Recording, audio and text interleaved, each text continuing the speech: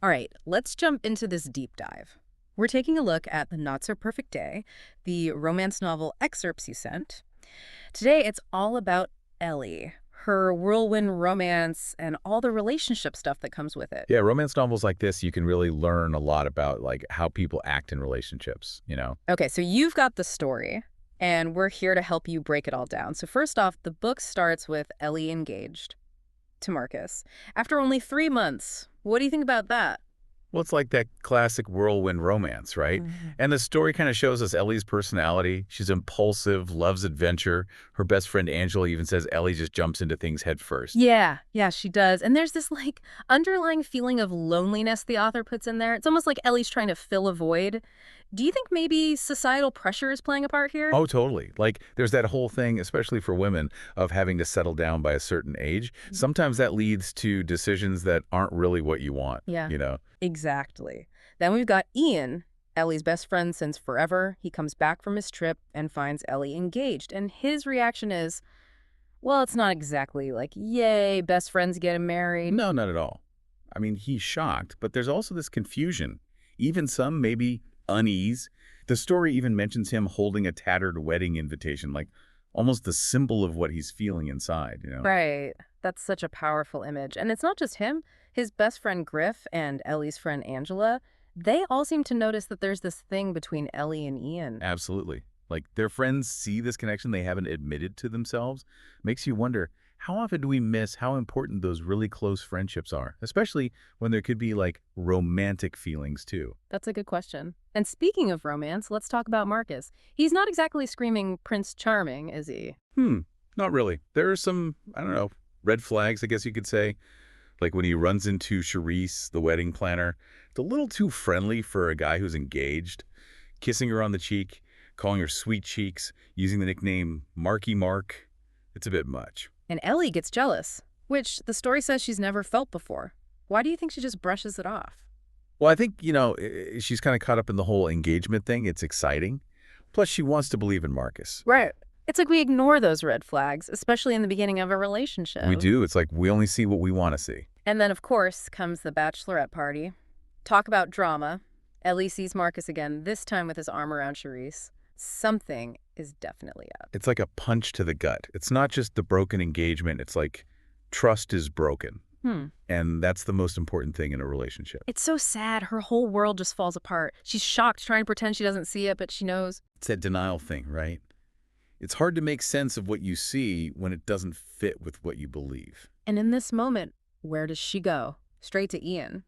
It really shows how strong their bond is, how safe she feels with him. Yeah, when we're upset, we go to the people we trust most, the people who really get us. And Ian just gets Ellie in a way Marcus never did. Exactly. It's like this story showing us, shared history, respect for each other, real empathy. That's how you build a really strong relationship. And we'll definitely be talking more about that. But we'll leave it there for now. Come back next time as we dive into what happens with Ellie, Marcus, and Ian. Back again for more of The Not So Perfect Day.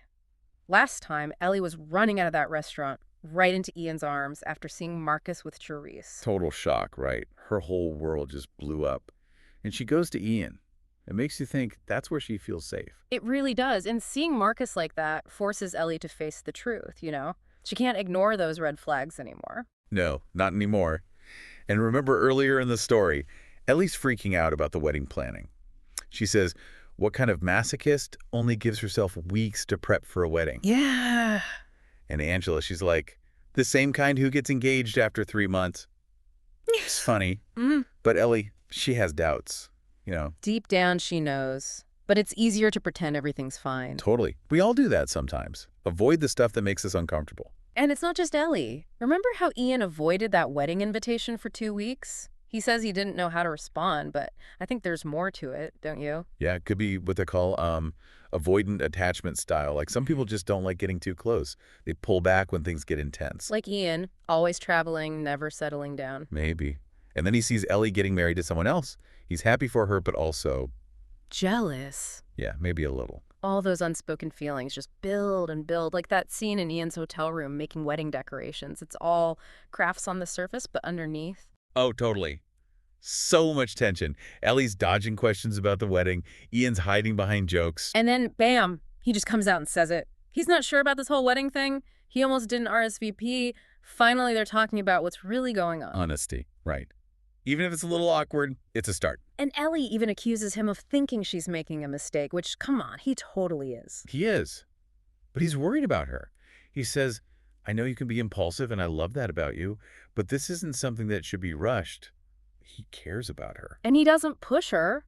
He could have totally used this to be like, I've always loved you, but he doesn't. He respects her choices, even when he doesn't agree with them. And Ellie starts to realize that maybe, just maybe, Ian's right. She says she's been lonely, wishes she'd talked to him more. She trusts him, even if she's not ready to admit she might have messed up.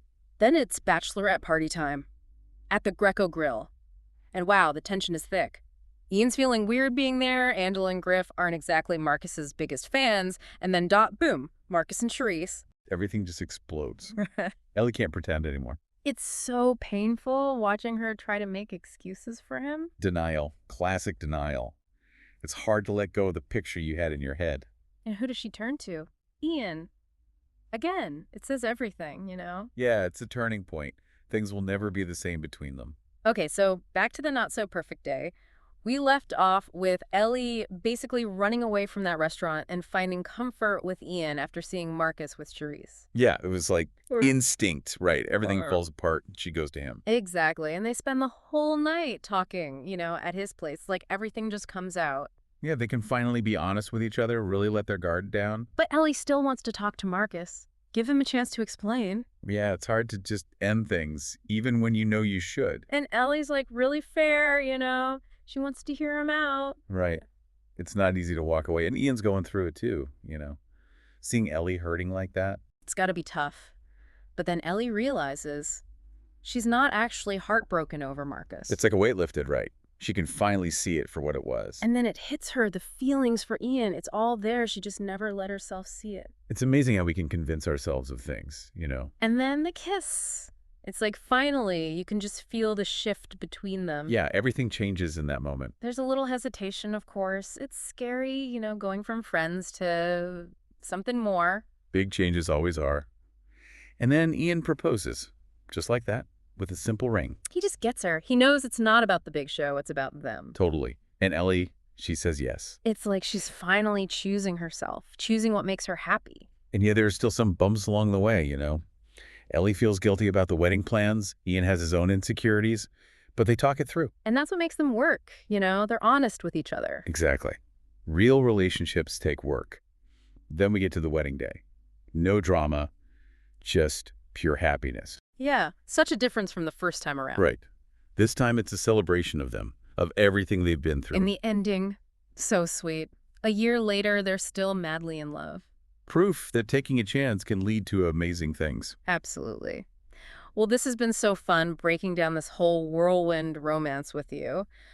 What do you think is the biggest takeaway from Ellie and Ian's story? Maybe that love can surprise you. It might come from where you least expect it. That's a great point. And on that note, we'll leave you with this. What unexpected connections in your own life might be worth a second look? What chances are you willing to take to find your own happiness? Thanks for joining us for this deep dive into the not-so-perfect day.